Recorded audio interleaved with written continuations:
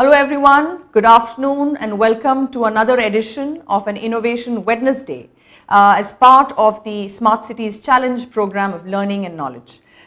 This is our second in the series of phase 2 with the 23 fast track cities that are joining us as part of this learning program. Another very exciting and engaging session has been planned for you today. I appreciate that all of you have joined in. I can see very interestingly that the Lucknow team seems to have joined in with a large number of people sitting together. Great to also see some of the non-fast track cities joining in for the learning. Really happy that all of you are able to take advantage of this process that has been developed by Bloomberg Philanthropies in association with the Ministry of Urban Development. In today's session, we are going to be engaging with a group of panelists who are talking to us on issues and areas of understanding that will help you in improving your smart city proposal. And in order to do that, I want to just take an opportunity to be able to highlight how this entire system works, especially for those of you who may be joining for the first time on these online sessions. In addition to the video that you see, you will also see a certain number of tools at the bottom of your page. The most important tool there is the questions tool. आप वहाँ पर type कर सकते हैं अपना question, आपका phone number भी आप टाइप कर सकते हैं. If you would like to ask a question directly through the phone lines to our panelists, you have the option of doing that, so please leave us a number. आप कभी भी इस programme के दौरान अपना प्रश्न वहाँ पर डाल सकते हैं. वो प्रश्न हमारे टीम के पास आते रहते हैं, हम उनको क्यूरेट करके फीड करते हैं हमारे पैनलिस्ट तक. So please go ahead and continue to put the questions. Don't wait till the end to put in questions. We would love to be able to begin to engage as quickly as possible. In addition to the phone and the question, we also have a poll. आप देखेंगे कि poll का जो section है वो already live है. वहाँ पर एक poll का question ऑलरेडी अवेलेबल है. आप प्लीज़ 1 या 2 मिनट लीजिए और उस पोल क्वेश्चन को रिस्पॉन्ड कीजिए. फाइनेंसिंग स्ट्रैटेजीज में आप किस तरह के टूल्स को ऑलरेडी यूटिलाइज कर रहे हैं? What are you already experimenting with in financing strategies? What has been your plan there? There will be a poll question. Please go ahead and respond to the poll. It will be live for a few minutes for you to respond to it. We also have, in addition to the poll, a Twitter feed. We are capturing a lot of data from the Twitter feed online. Anything that is hashtag Smart Cities Challenge enables us to be able to pull that feed in. Cities very often also send us questions through that. It's an open line for you. If you have a question that you would also want to put out on Twitter, please do so. Just make sure that you're hashtagged Smart Cities Challenge. We will be able to see that as well. And finally, we have a download section where, if necessary, we are always able to keep documents there. If a speaker has documents to share, in today's session, that particular column is going to be empty. So those are all the tools. We invite you to go ahead and take a moment to test them out for yourself if you've never used them before. If you have used them before, we look forward to getting your questions on that. With that, I would like to introduce our panelists for today. Today's session is on financing strategies, and we are very fortunate to have with us Dr. K.V. Pratap, Economic Advisor, Ministry of Urban Development, and also joining us is Mr. S. Ramanujan from the World Bank. And both our panelists and speakers today will be responding to questions and taking as many questions from you. So please do go ahead and begin those questions. Also take a moment to respond to the poll. Going quickly into the content, I would like to invite Dr. K.V. Pratap to please share his opening remarks.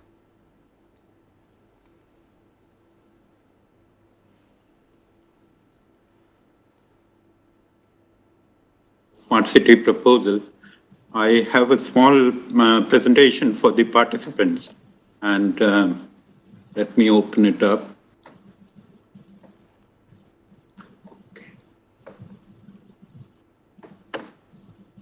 Okay.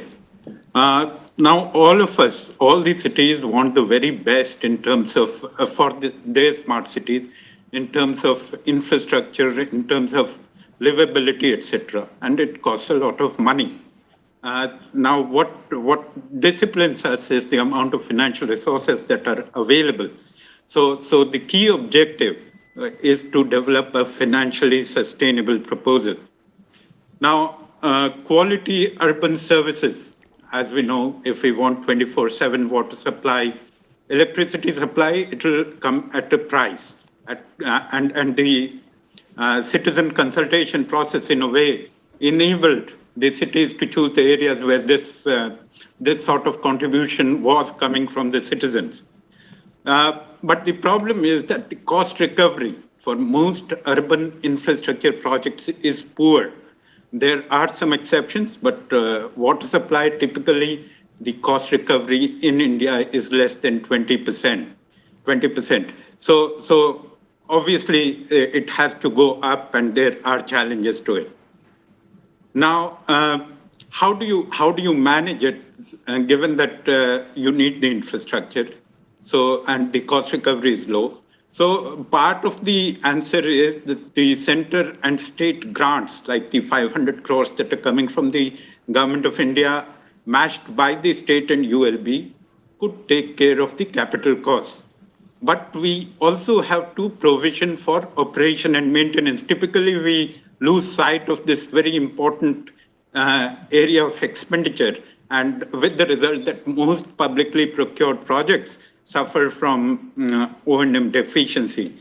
But there is literature to show that cost recovery for O&M at least is feasible even for the water sector, because in the poor, in whose name the O&M cost recovery is low, end up paying much more than the middle class. So it's feasible, and to at least recover the O&M cost, even in areas where cost recovery is a major issue.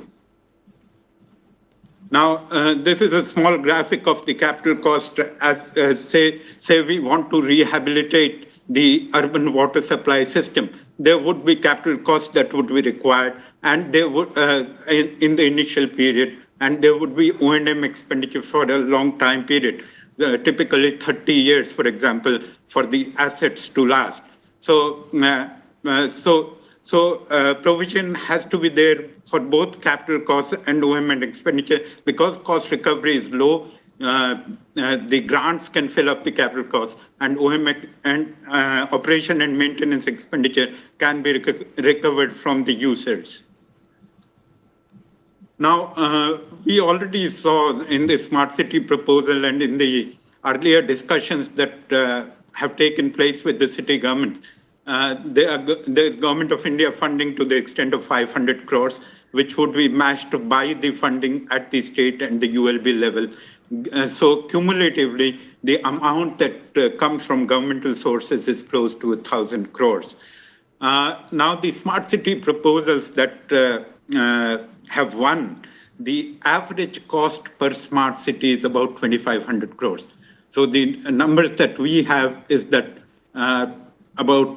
we have proposals of about 49,000 crores for the 20 smart cities. So on an average, about 2,500 crores per smart city, out of which 1,000 crores are coming from governmental sources, and the rest will have to be mobilized. One would be to raise the user charges to cost recovery levels. Then a very important initiative that many of the smart city proposals have is the extensive use of public-private partnerships, land-based instruments, municipal bonds, an area where there has not been much interest, but there is a lot of scope in this area. And I'm going to talk specifically about BPPs and municipal bonds, which you can use in your smart city proposal to show the amount of resources that can be generated. Borrowings from bilateral and multilateral institutions, as you probably already know, the government of India has negotiated loans of about $1.5 billion from the World Bank and the ADB that are available for the smart city projects, and convergence with other government schemes like Amrut, for example, water supply scheme. Many of the smart city proposals, the winners have converted Amrut for augmenting their water supply. Similarly, there is an integrated power development scheme of the Ministry of Power, which has been there for, one can benefit from the resources that are available under these schemes. Now, public-private partnerships, water we had taken example earlier on, but I thought I would take the example of multi-level parking, which is much easier to implement through a PPP. In fact, the Bhubaneswar Smart City proposal, and it's rated #1, as you know, talks of multi-level parking through PPPs. So what does PPP do? It brings in capital, so the city government does not have to spend on it, and it brings in private sector efficiencies. Now, you would want to construct, typically these area-based development is for the central business district in many cases. So you would want to enter into a concession agreement of build, operate, transfer type. So the private sector builds the asset, and in the case of Bhubaneswar, we're talking of 30 crores as the capital cost for each multi-level parking in their central business district. Operate it for the concession period and transfer the asset at the end of the concession period to the public agency. Now, this land is quite valuable. It is in the central business district. So experience has it that the city government would want the land back at the end of the concession period, and you would not cost it. It would be given out to the private sector to build the asset, and at the end of the concession period, this asset would, along with the land, would be transferred to the city government for rebidding or for entering into other arrangements.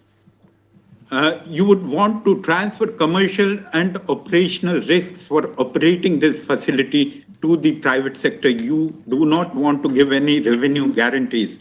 That's been found internationally as quite problematic. Even in the case of Delhi, we have a revenue guarantee in the case of the Delhi-Noida toll bridge, and the Noida authority is still grappling with the financial implications of it. You do not want to do that.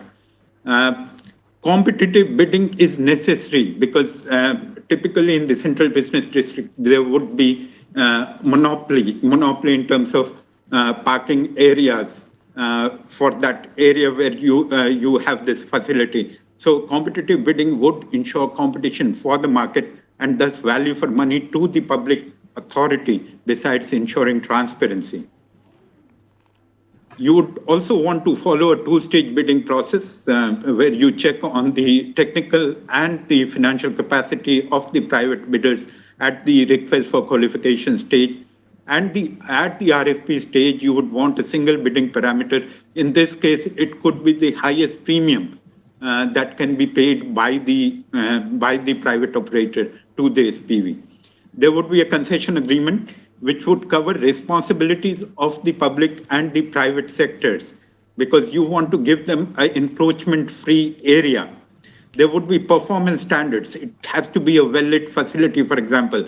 What are the hours of operation and similar performance standards.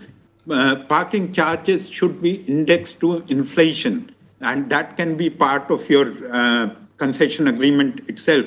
That lowers the regulatory risk that the private sector would contend with.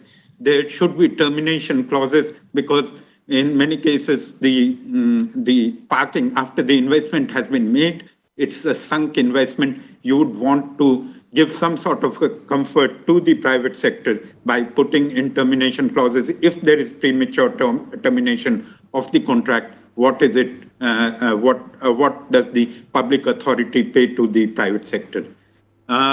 If there is demand from the city governments, the Ministry of Urban Development can build the model concession agreement for multi-level parking and give it to the city governments for bidding out their facilities.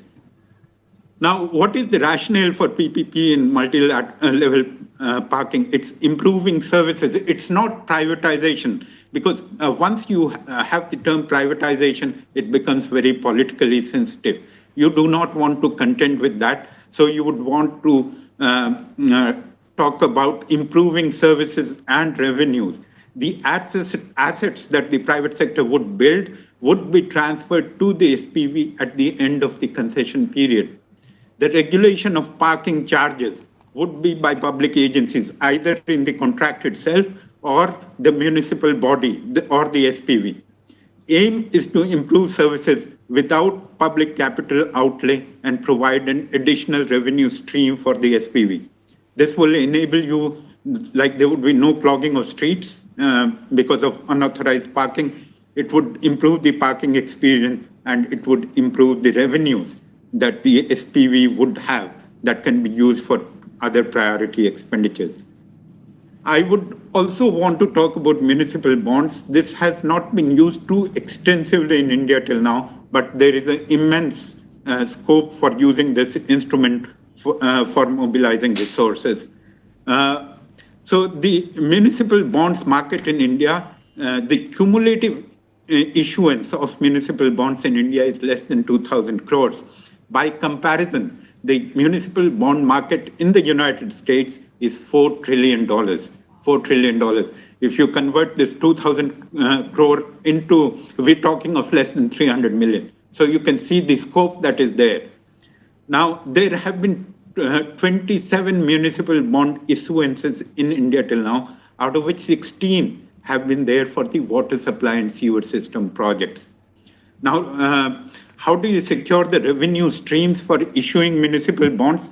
One, it could be the revenue bonds can be there, which are supported by the revenue from a specific project, for example, the water supply project.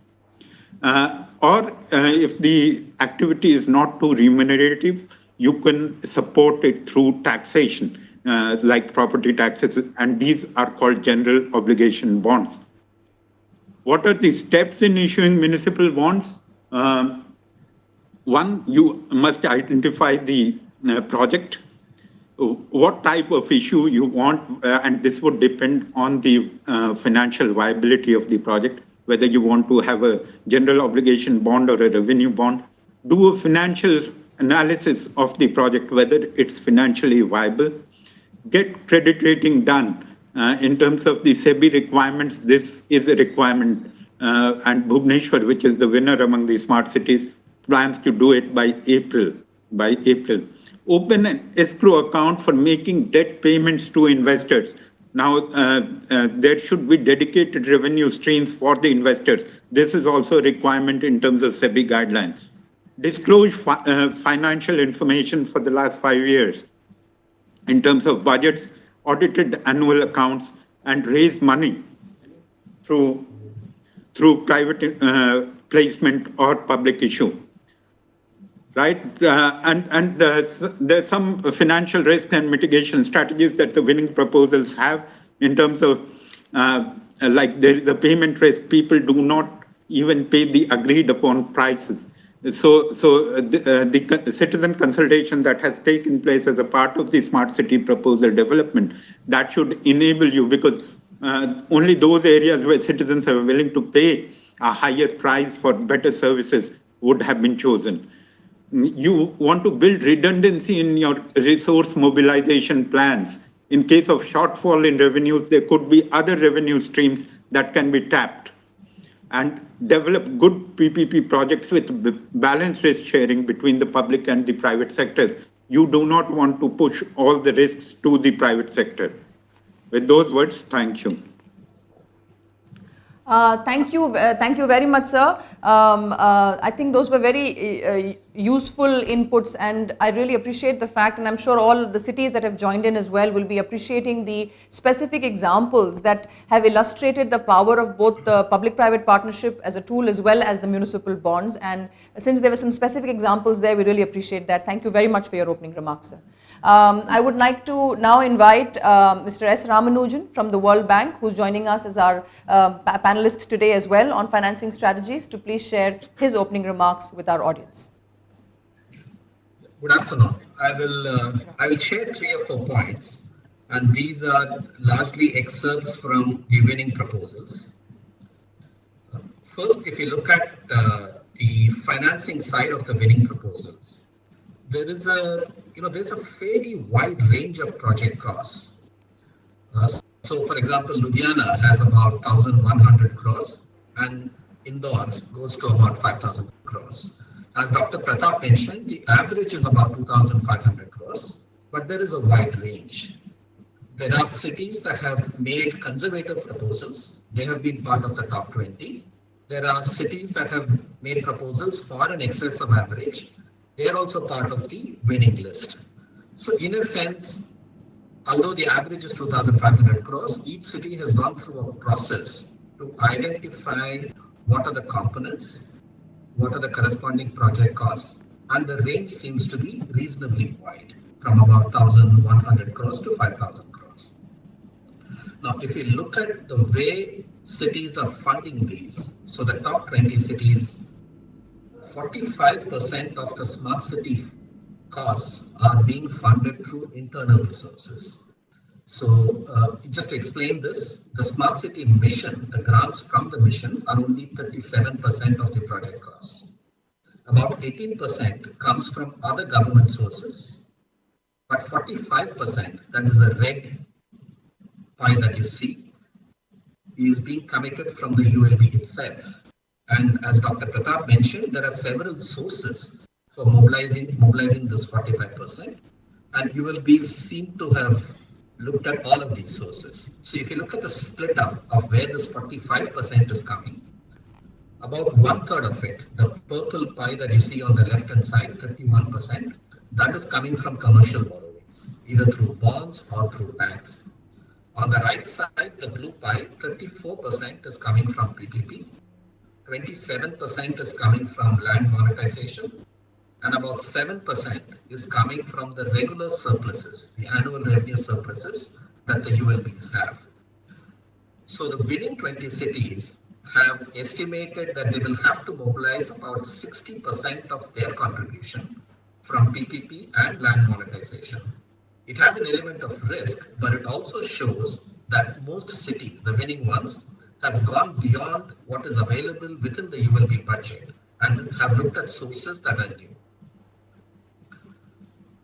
If you look at how well they are positioned to mobilize this, this graph represents the funding requirement for these cities, other than the smart city funds, measured as the number of times of their annual revenue.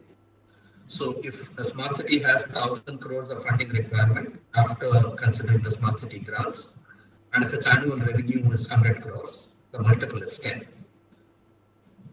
So if you, and this is also a fairly wide range, Bhubaneswar, which has a fairly high project cost, needs to mobilize about 20 times their annual revenue. There are cities which are at a lower end, like Pune, Chennai, either because their revenue sizes are high or because their project costs are low, their requirement is not that pronounced. But nevertheless, this gives an indication that cities, many cities, have ambitious plans of mobilizing this. And they're also exploring a diverse source of funds, PPP, land monetization, to a limited extent from CSR, convergence, their own internal surplus, and 1/3 from municipal borrowing. So in summary, the project costs they are in a wide range. Cities have chosen a diverse amount of funding sources, and many cities have chosen to really stretch what is their financing capacity. I'll conclude with these points. Thank you very much, Mr. Ramanujan.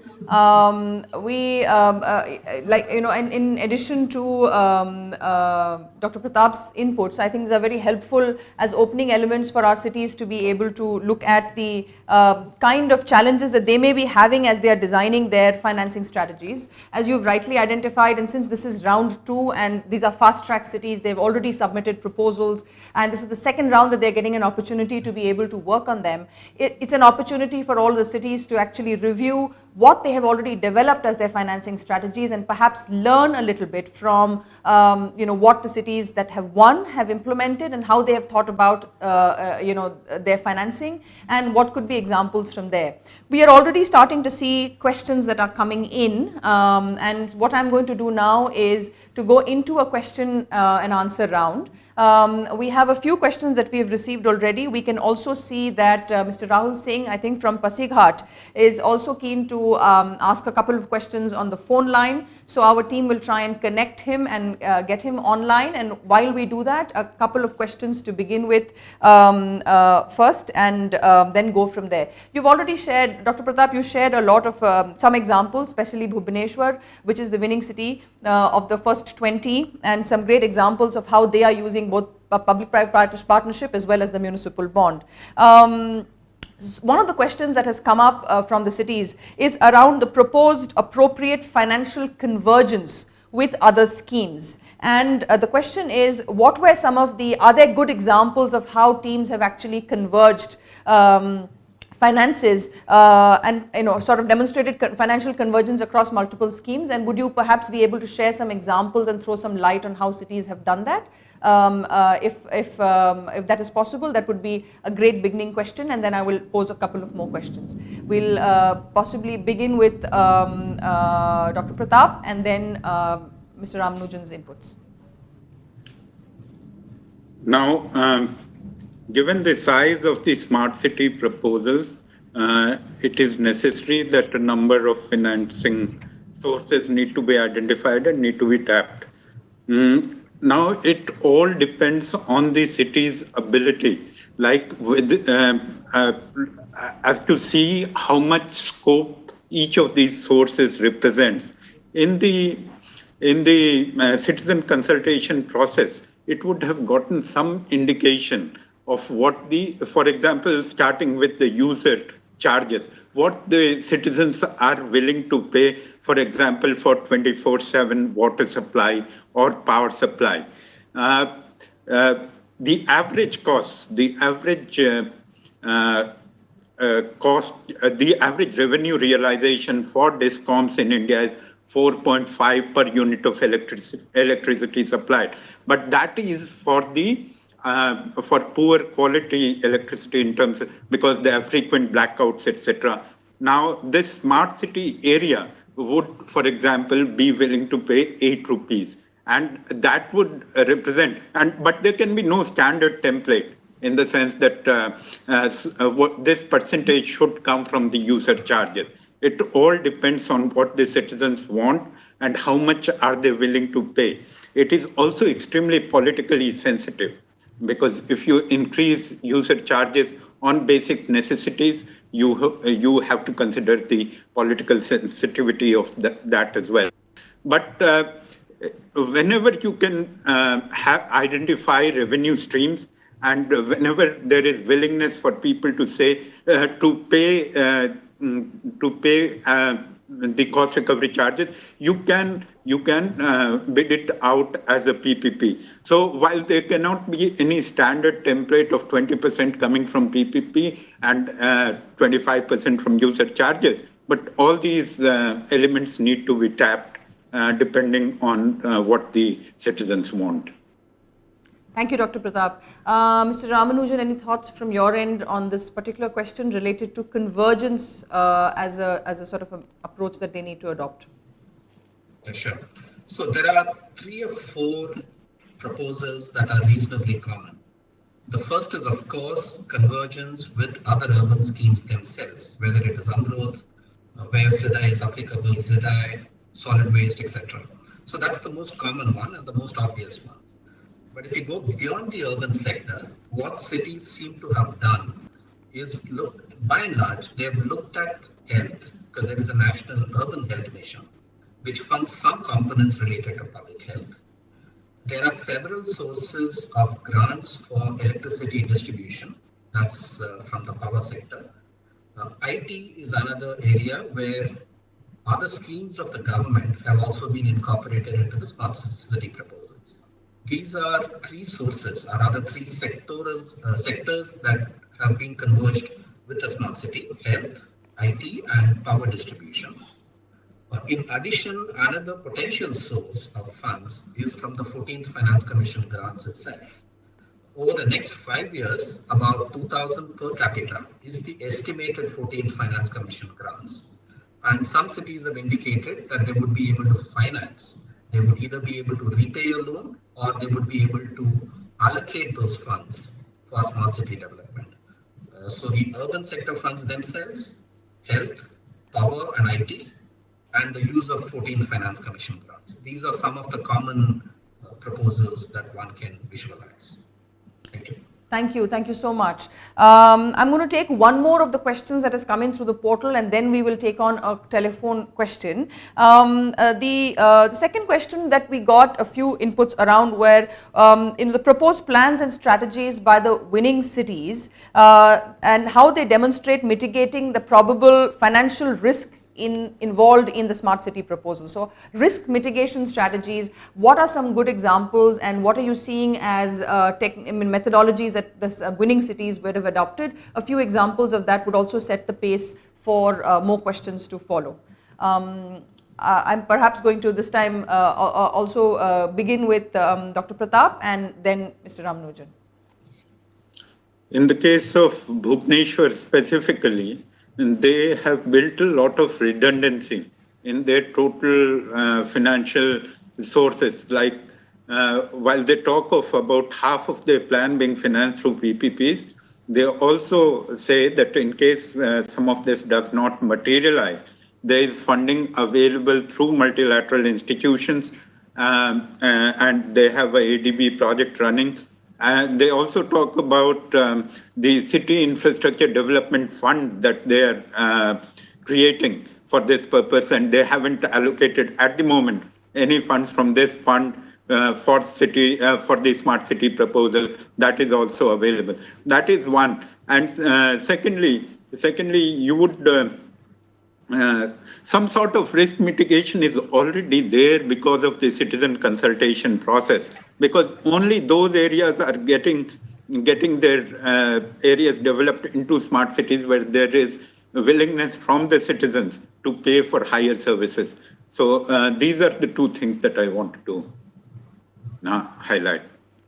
Thank you, sir. Mr. Ramanujan, your thoughts?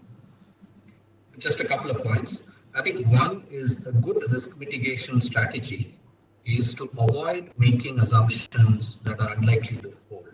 So if you look at a few cities, either they have stretched all sources of revenue, so they're really stretching everything that's available today to meet the total project cost, or perhaps they are making some unrealistic assumptions about aspects which are not in their control, like for example, land monetization. It's quite difficult to predict at what price and how much of land would get sold. So if all assumptions are a bit aggressive, automatically it increases the level of risk. I think a good starting point would be to validate each of the assumptions that are being made about financing. That will help cities keep the risks moderate level. Thank you. Thank you. We have Mr. Rahul Singh online, but before I get him on, I just wanted to update all our viewers as well as our panelists that we have 24 individual logins right now, approximately covering many of the cities, and about 78 people, participants who have joined in from these cities, sitting in groups, etc., and are with us in the session right now. Also, just as a quick thought and a summary, we had initiated with a poll asking what kind of financing strategies are the cities adopting, and we had given a series of options: PPP, land monetization, user charges, and so on. There were about 7 or 8 options there, and you'll be interested to note that 77.8% of the cities have indicated that they have gone with public-private partnerships as a primary financing strategy, and an equal number of the rest of them are divided between user charges and land monetization. So that's coming in from our poll feed in the first poll that we had actually put out. With that, I'd like to bring in Mr. Rahul Singh, if he's online with us right now. Just checking to see if he's on. Rahul, can you hear me? Yes, I can hear. Yes. Great, excellent. So please go ahead and ask your question to our panelists. Good afternoon, everyone. I have got a couple of questions. First question is, as per MOUD guideline, 93% is towards project funds, 5% for A and OE funds for state ULB, and 2% for A and OE funds for MOUD. So this 5% and 2% expenses will be out of 500 CR of MOUD contribution, 1000 CR of MOUD and state contribution, or the total proposal cost. That's my question number one. The question number two is related to, we have detailed Excel working for each component like CapEx, OpEx and revenue. So can we increase the size and number of annexure pages so that we can display them properly? Question number three is related to... Okay, yes. Go ahead, Rahul. Third question. Yeah. Question number three is related to a doubt about the convergence of the financial plan, where I have few projects whose DPR is under preparation. Right. So can I include those projects also in my convergence? And I am in conversation with few of the private companies who are building dams here or roads. So they are also have also agreed to come provide something in CSR, but they have not given anything in writing right now. So can I include them also in my convergence, to which I have some verbal discussion? And fifth is my request that can MOUD share annexures also of the winning proposals? There are 5 long points over there, Rahul, so I'm going to request you to hold on and stay with us on the line just in case we need you to repeat any one of your questions. Sure. But I'm going to request Dr. Pratap perhaps to take the first couple of questions which are related to the guidelines itself around the smart city proposal. Right. Thank you. 7% that you talked of in terms of administrative and office expenses relate to this central grant that cities would get. It is not the total amount of the smart city proposal. They relate only to the grants from the central government. That is one. Then the annexures are already there. They are available on the smart cities website. In fact, I opened them today, so they should be available. On the convergence bit, I would think that as long as you can build a credible proposal, say the private sector, you have nothing in writing, but it all boils down to credibility of your proposal. You already have the smart city proposals there. You have seen how cities have funded that. You would want to increase the size, but you need to provide credibility in terms of, say, offer letters from the private sector if they're there, or in the case of Bhubaneswar, they have a user charges resolution that they have passed. So all that builds on your smart city credibility of your proposal, and that is very important.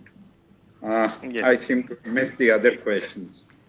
Rahul, do you want to repeat any other questions? Yes, one more question, that there are few DPRs which are under preparation for Vision 2030. Can I include the DPRs? Yes, I don't see a problem there. In fact, the DPRs, after the smart cities are selected, the DPRs would be prepared. So as long as you can make a credible case, I don't see a problem there. Right. Thank you so much. And one was related to that I have detailed Excel working for each component, CapEx, OpEx, and revenue. Can I increase the size and number of the annexure pages so that I can display them properly? In the smart city proposal, there is a 20-page limit to the within the proposal itself. But I don't think there is a limit to the number of annexures that you can give. But that's subject to confirmation. The smart city guideline, just see whether, or we would get back to you on this. There's only a limit to the 20 pages in terms of the proposal itself. In terms of the number of annexures, I don't see that there's a limit to it. Right. Thank you, sir. Thank you, sir. Mr. Ramanujan, we had lost your visual for a few minutes, but I think we may still have you on audio. I just wanted to check if you may have any thoughts to add to any of the questions asked by Rahul. I think Dr. Pratap has covered all of those questions, so I have nothing further to add. Okay, all right. I have perhaps then, thank you very much, Rahul. Thank you for joining us. I will perhaps then share a question with you, Mr. Ramanujan, and one of the questions that we had received quite a few inputs around where can you describe what a good resource planning process looks like, which can help our city identify the best way to make the area-based development financial strategy successful. So they're looking essentially for inputs on what could be a resource planning process, and what would you recommend with you, and what would be your thoughts on that, Mr. Ramanujan? Okay, I think the first point is that the resourcing strategy is a bit iterative. You would have a list of projects to start with. So you would be starting with the size of a smart city proposal. It's important to keep it only as indicative. Even if they are absolutely necessary, they have been validated by consultations, they still have to be financed. A valid project will not be on the ground if it cannot be financed. So it's important to keep the starting list of proposals as indicative. Perhaps divide them into what are absolutely necessary to preserve the character of the smart city proposal, and those that are discretionary. You could leave them out if they are not financeable. So it's good to have those two categories to start with. I think second is a good analysis of what is the ULB's capacity to finance. Even though there are several sources of government finance available through convergence, or private finance available through PPP and other means, primarily the momentum for a smart city implementation will depend on how the ULB is able to support the project. So it's good to have a sound financial analysis of what the ULB can mobilize. In most cases, the ULB may have limitations at present, but as it moves along, it will be able to work beyond those constraints, and they may be able to mobilize much more. So once the ULB's capacity is clear, there are a few other aspects which we've already discussed. There are several directions from which funds can come from, especially from different government sources. I think they have to be used well, and they have to be integrated well. So that puts together funds that are reasonably guaranteed from the ULB, smart city grants, as well as from convergence. And I think then there is a process of iteration to understand how much can be borrowed and repaid in the future, what can be mobilized by PPP. And this is an iterative process. It's good to leave enough time for it. So as long as the proposals have different components, what is mandatory, what is discretionary, and if there is a good financial analysis and pulling in all sources of finance and spending enough time on an iterative process, most cities would be able to come to a conclusion. I'll stop here, and if there are specific questions, we can take that. Thank you. Thank you, Mr. Ramanujan. Dr. Pratap, maybe we'll take your thoughts on this if you would like to add around the process to be adopted for resource planning by cities, and what would you recommend would be good steps to follow? I just wanted to add one point in what Ram said. One is that you should have realistic assumptions. I was looking at some numbers for the Bhubaneswar proposal, and there you have collection efficiency like for parking charges. If if parking charges are subject to numerous leakages, and your collection efficiency right now is 40%, for example, then you should not be planning for 100% in the next year. It has to be a gradual move. Similarly, property taxes, even though you want to do, say, a unit area-based system of property taxes, it will take time. And so you want realistic assumptions with all your sources of financing. Thank you. Great. Thank you very much. Thank you, sir. We have one question coming in from Mr. Nitin Mishra, coming through the online portal. And the question is, for life cycle costing, what time period should be considered? This is in fact a question which had come up in a few previous sessions of financing as well, which is what kind of time period are we looking at in terms of life cycle costing? What would be your thoughts on that, Dr. Pratap? Normally, one should arrange for the entire lifetime cost, which includes the entire life of the asset.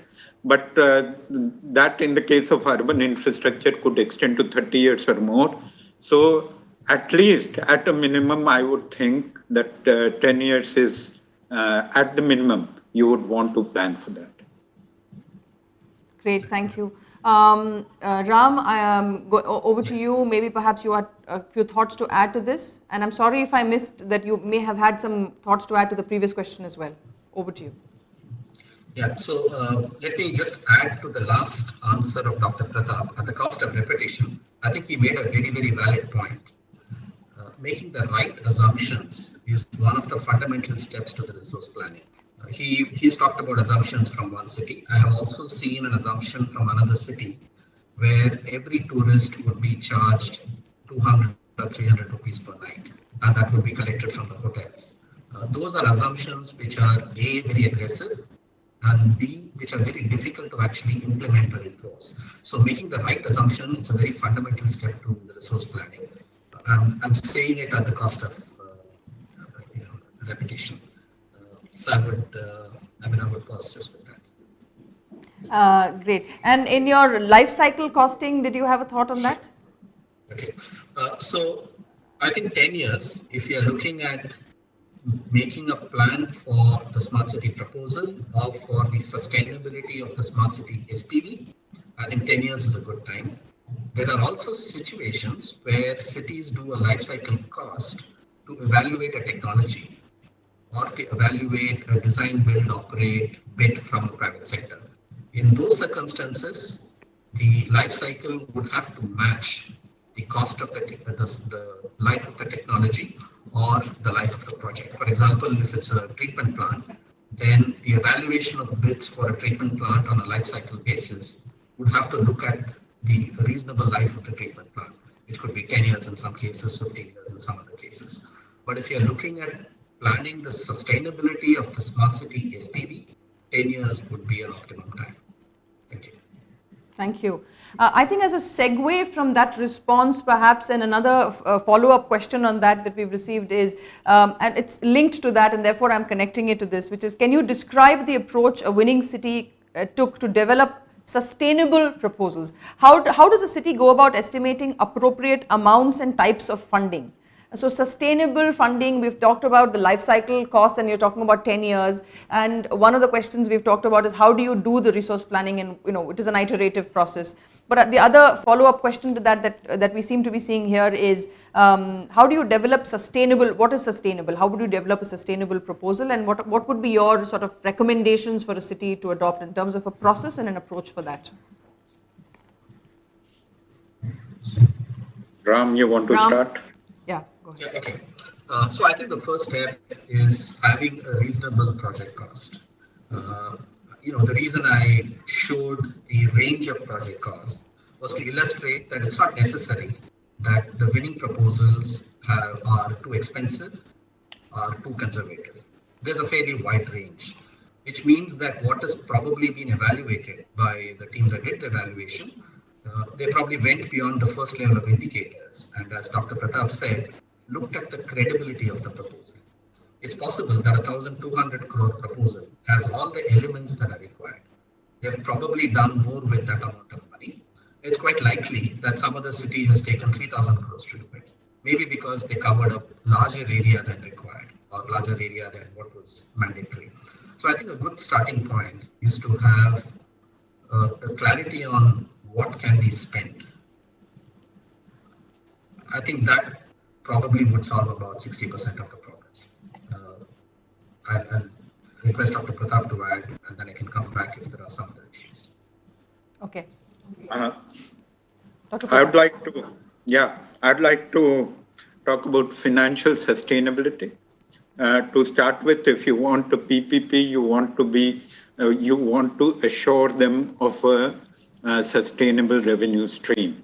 And that relates to your political in sectors like water, which are extremely politically sensitive, especially in India, especially and more so, and the world over. You would want to see whether there is a political buy-in for raising, say, doubling or tripling of water charges of good quality water, because and then you have to, in your concession agreement, you would want to cover uncovered areas because the poor end up paying much more. So those are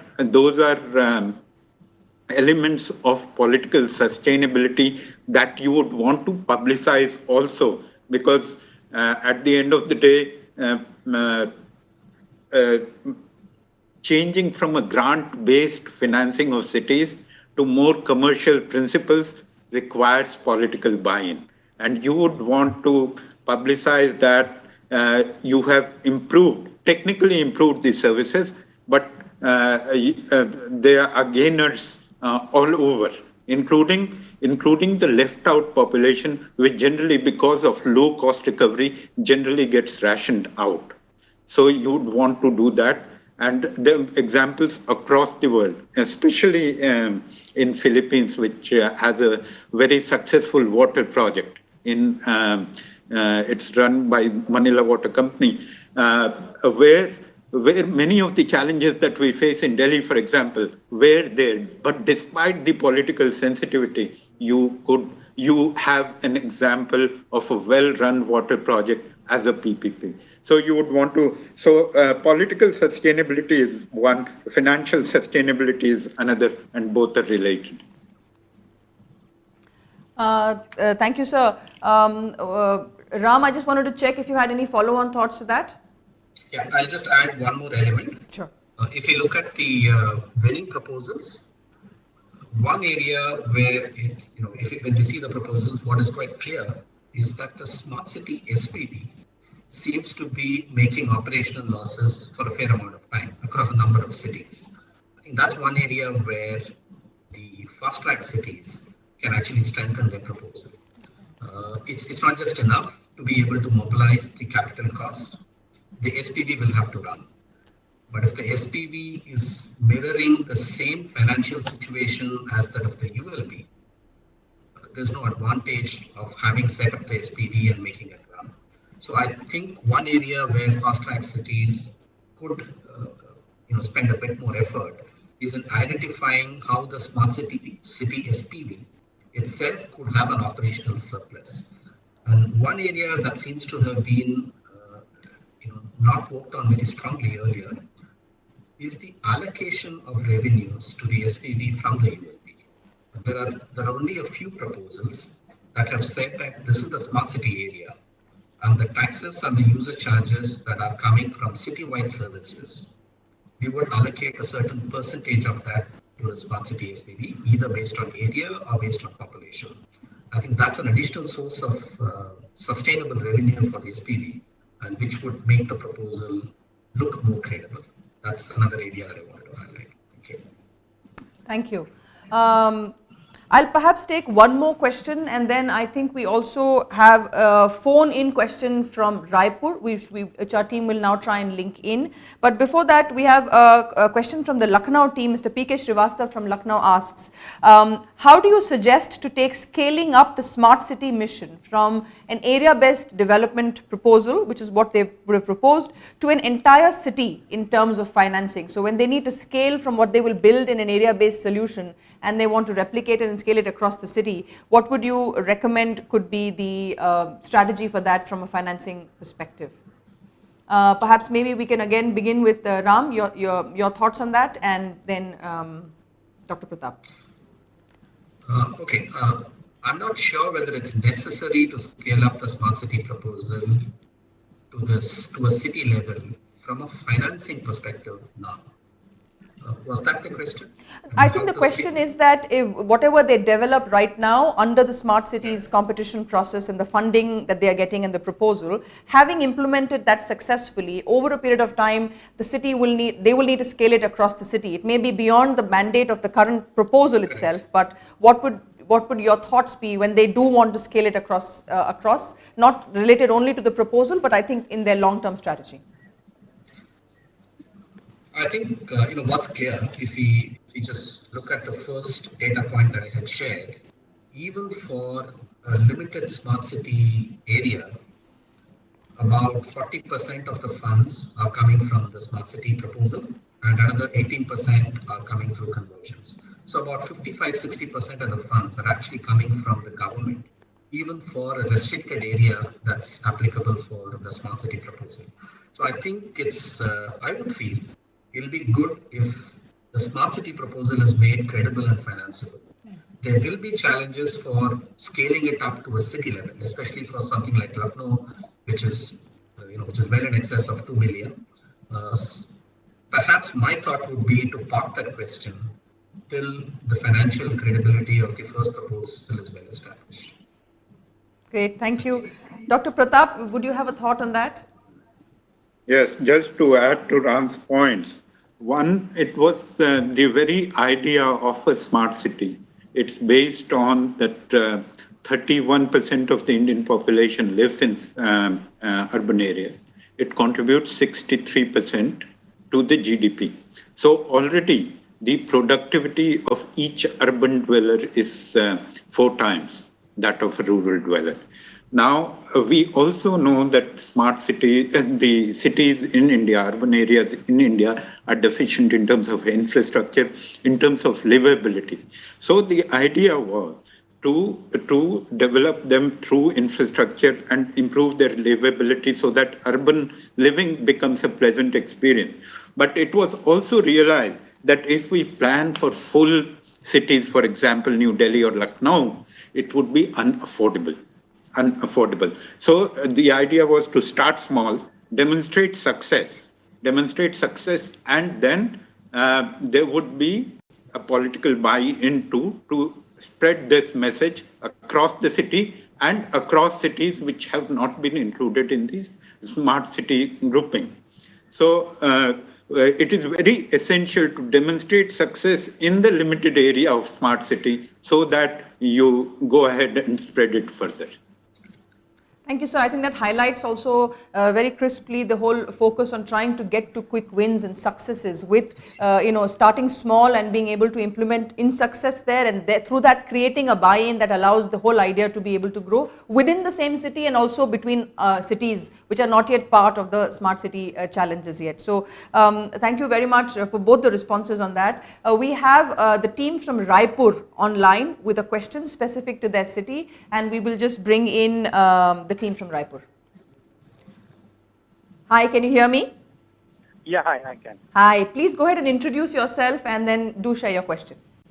Yeah, my name is Pashem, and we are consultants at the Raipur Smart City, Fast Track Smart City proposal. I had basically one question on convergence. There are 2 particular funds which are the National Investment and Infrastructure Fund.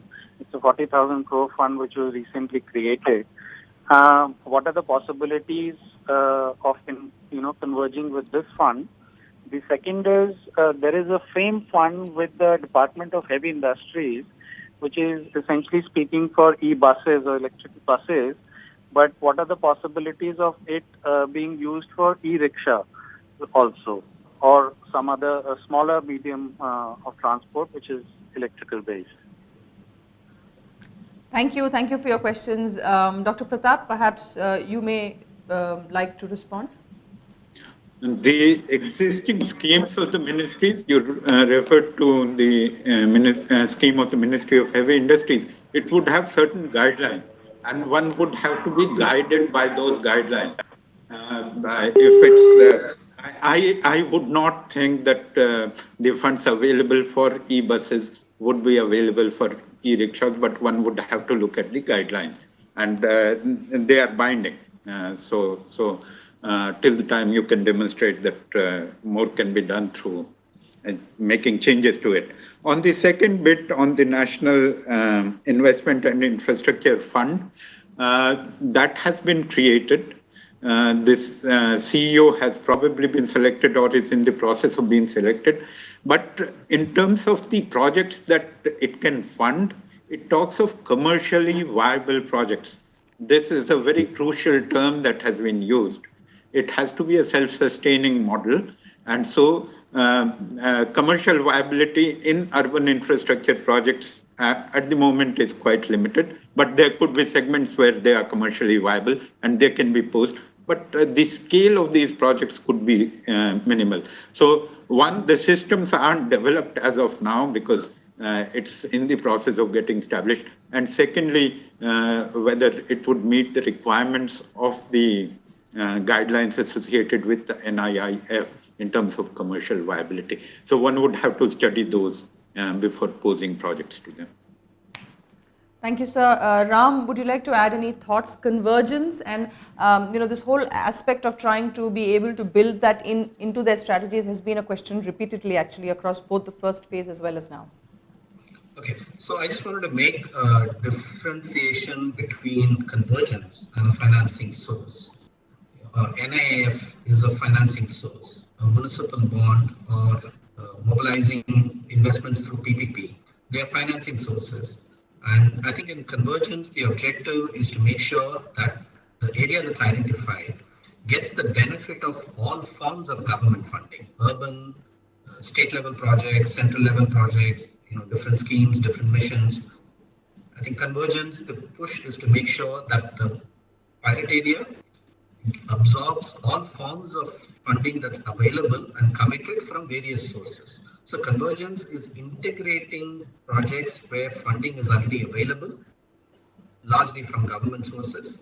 Something like NIIF or municipal bond would be a financing option and a financing source. I just wanted to make that clarification. Thank you, Ram, for that. From all the, we've been through several of the questions that we had received, as well as some of the people who had wanted to ask questions through the phone line. One of the things that I think would be of great interest to teams here, because especially we see it in the poll results as well, is that a large number of cities have opted for PPP as their option. And clearly, Dr. Pratap, like you had highlighted, the municipal bond is a very powerful tool, and you've walked through it in a lot of detail. And you also shared, the gap between how it has been deployed and applied in the United States, for example, and how far we are, and therefore the opportunity for us to learn from these examples. I thought maybe from the segue of the point that you were making just now, Ram, one final question around the bonds to get both your perspectives on it is what could encourage teams to go ahead and explore that as an option, and are there risks in that you would like to highlight, and under what circumstances does that kind of an option become viable, especially since these are in the fast track mode? Is this a good opportunity for some teams to also look at that? What would be your thoughts on that? Perhaps Ram, we could begin with you since you were talking about it already. Okay, I think if a city has a revenue surplus, or if some of the projects are clearly showing an operational surplus, any form of borrowing becomes viable. Municipal bond is, of course, one of a very viable option. So I think the first step is to ascertain whether any of the projects have an operational surplus, whether the revenue sources for the project are credible, whether they can be isolated and assigned to repay the borrowing. If the projects don't have a surplus, but if the city has a healthy surplus, for example, cities like Pune and Surat have said by and large they would fund it through their internal surplus itself. If cities have a healthy revenue surplus, then they could assign that to repay the bond issue or any other form of borrowing. So I think a good first step is to be able to see whether there are surplus either from the project or from the ULB. Are they credible? And whether the ULB is willing to assign them towards repayment. There are risks. For example, bonds, one would have to mobilize it. And if the implementation doesn't keep pace, then one's paying an interest cost on the money that's borrowed. On the other hand, if you keep the borrowing till the last moment, the market conditions could change and the city may no longer be able to borrow. So there are risks associated with any kind of borrowing. But before we reach the stage of risk, I think the first is an assurance that the city is able to design an operational surplus and assign it for repayment. Thanks. Thank you, Ram. That's very helpful as an input for a team that may not yet have thought about a bond, but could use this opportunity to think about it by reviewing their own finances and the surpluses that are available to be able to experiment with this tool. Dr. Pratap, your thoughts on this and inputs? On the municipal bonds bit, there's SEBI guidelines which have come in 2015. In 2015, which very much talk about what Ram has said, and there have to be sustainable revenue streams. Unless that is there, and there is a contribution expected, like say a water project, if it's 100 crores, there is a 20% contribution expected from the cities. The whole amount, like the bonds cannot be for the full amount of the project. So that in fact makes it, if you don't have surpluses, you can't do that. You can't do that. And since bond market are part of the capital market, the SEBI is very, very strong on the type of cities and the financial condition of cities which can issue these bonds. On the PPP bit,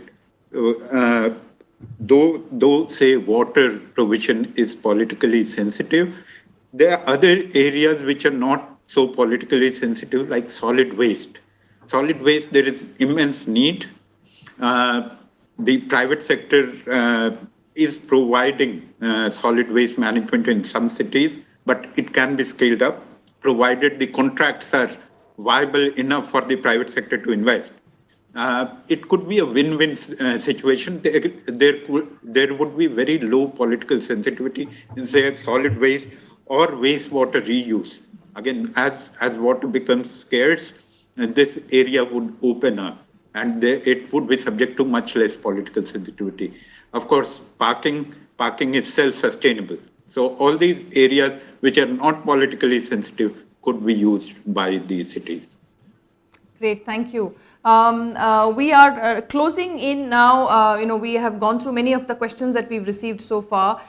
Typically, we tend to continue to receive questions over the next few hours, through the channels that we get, but we will revert back to you with those as and when we get them. But as we begin to wrap up today's session, I wanted to just highlight that we have about 25 individual logins. Most of the cities have logged in, and we have about 84 participants with us right now. And I just wanted to invite our panelists to maybe share a few quick summary thoughts. You've seen some of the questions that have come up, and therefore get a gist of the kind of questions that the teams are dealing with right now as they're working on this fast track proposals. Perhaps Dr. Pratap, some closing remarks for them, anything that you might want to leave them with as a few quick thoughts from your end?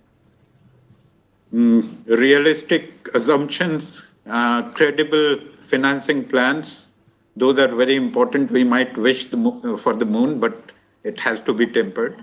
It has to be tempered given our own resources. But then there are cities which are doing a lot, and all those proposals are available for the fast track cities to look at. They can see examples. They can see how they can build on. Thank you. Thank you. Thank you so much for joining us, Dr. Pratap. Ram, your thoughts? As closing remarks for the audience. Quickly, 3 or 4 points. I think one is the proposals should try and assign city level revenues to the SPV. That helps the SPV become financially sustainable. That's number one. Second, again, as Dr. Pratap mentioned, assumptions have to be reasonable and credible. That's the starting point.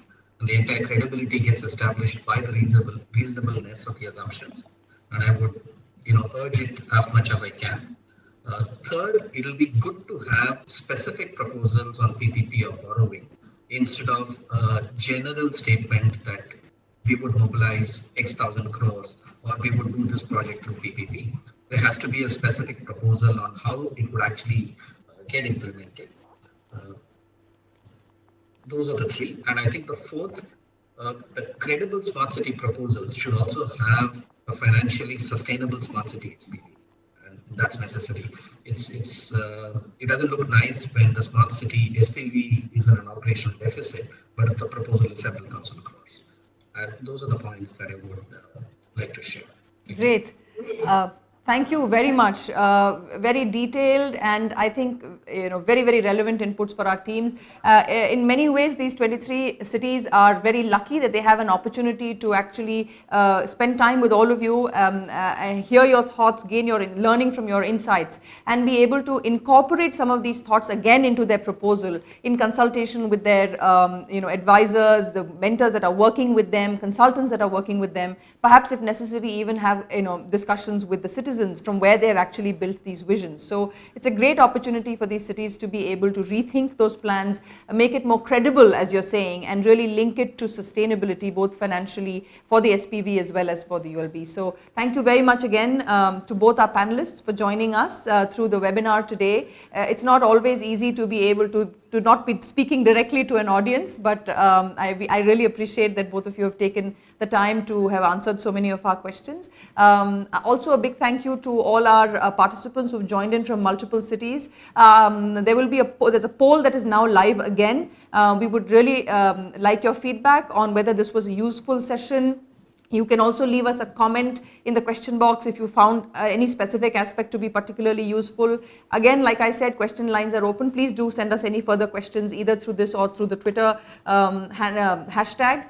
We look forward to receiving your inputs. We look forward to also seeing you again next week for the last session of this particular series for the 23 fast track cities. More details on that will be available to you both through the MOUD as well as through the Bloomberg team. So we will be in touch with you about the next session. Thank you very much, everybody. I look forward to seeing you all again, and a big thank you to our panelists once again. Thank you, sir. Thank you. Thank you.